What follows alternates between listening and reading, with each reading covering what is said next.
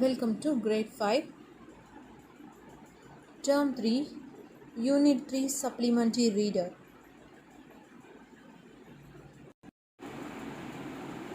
The case of the missing water.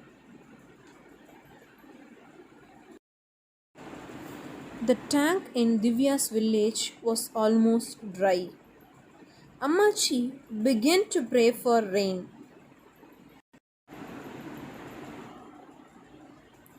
Amma collected all the buckets and pots and vessels in the house and filled them up. We need to store as much water as we can, she said. Appa collected tools to dig a little deeper. We just need enough until the rains arrive, he said.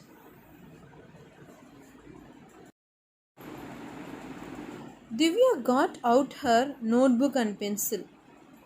She put on her thinking cap and followed her parents to the tank. She examined the tank bed closely. It was cracked and dusty.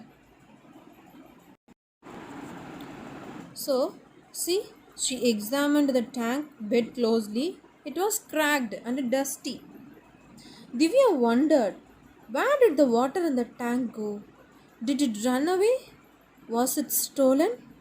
This is a mystery. Divya think about how to solve the mystery to get out the water from the land. Divya loved solving mysteries, like the time Ammachi could not find her reading glasses. Divya found them in her book, marking the page she was reading. I will find that water, Divya muttered to herself. Muttered means say quietly himself. Say quietly to herself. Divya walked to the other side of the tank, past dead fish and dried reeds. Dried reeds means dried grasses. Do you know where the water could have gone? Divya asked the fisherman. Downstream, the fisherman suggested. Divya followed the dried reed bed down the hill. At the bottom was another tank. It had lots of goats.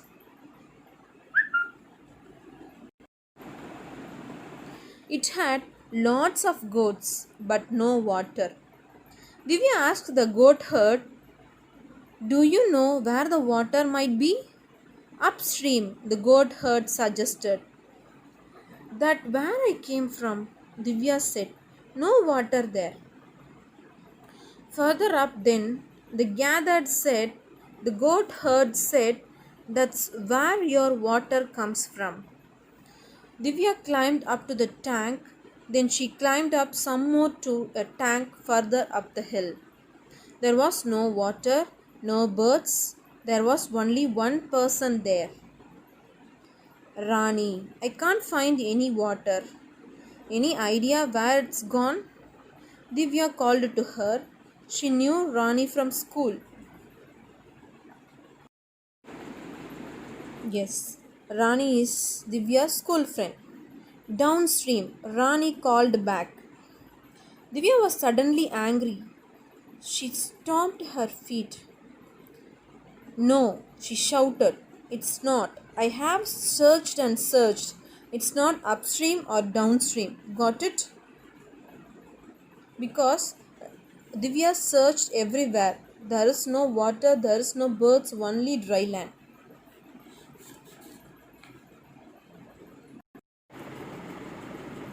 How about up there? Rani suggested.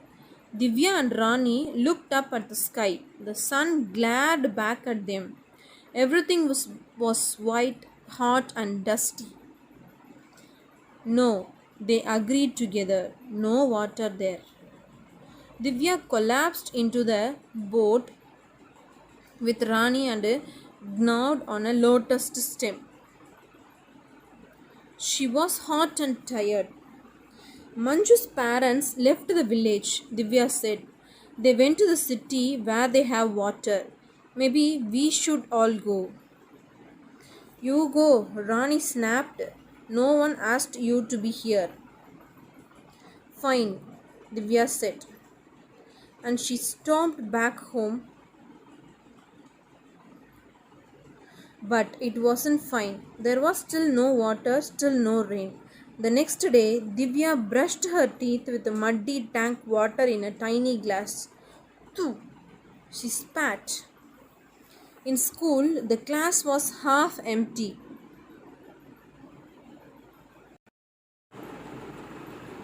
In school, the class was half empty.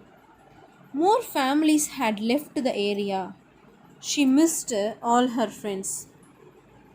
In the middle of environmental studies class, she turned and ran out of school.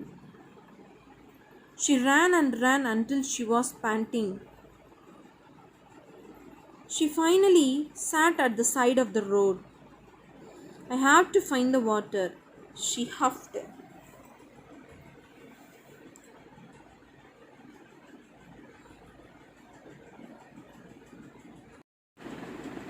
Can I help? Said a voice. It was Rani, who had seen Divya running away from school. Divya beamed. Yes, we have to do this properly, Rani said. Like real sanitary engineers. Who? Divya asked. Sanitary engineers build pipes and tanks and drains. I am going to be one when I grow up, Rani said. Divya and Rani decided to draw a map of their village and all its tanks and streams, showing all the places where the water might have flowed. Where could the water possibly have gone?